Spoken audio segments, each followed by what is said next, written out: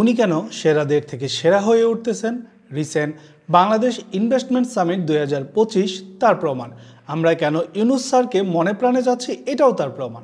কথায় না বড় হয়ে কাজেই দেখিয়ে দিচ্ছেন তিনি। বিভিন্ন দেশের বাগা বাগা কোম্পানি এসে ঘুরে গেল, ইনভেস্টমেন্ট করতে আগ্রহ দেখাচ্ছে, অথচ কোনো হট্টগোল নেই, নেই কোনো আমরি বাংলা ভাষা, নেই কোনো জাতির পিতা নামক মেডিসিনের গালগপ্প, নেই কোনো হাজারি, নেই কোনো নেকা কান্না।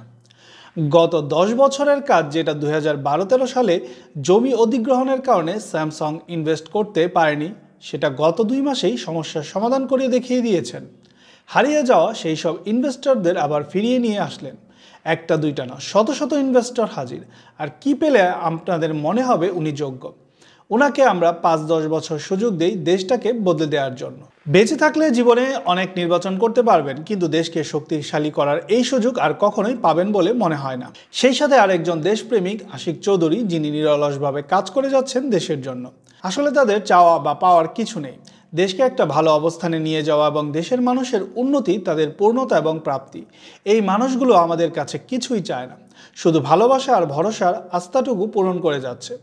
ডক্টর মোহাম্মদ ইউনুস স্যার, উনি ইমোশনাল হয়ে গেলেন দেশের দারিদ্রতা ও 1974 সালের দুর্ভিক্ষ নিয়ে কথা বলেন।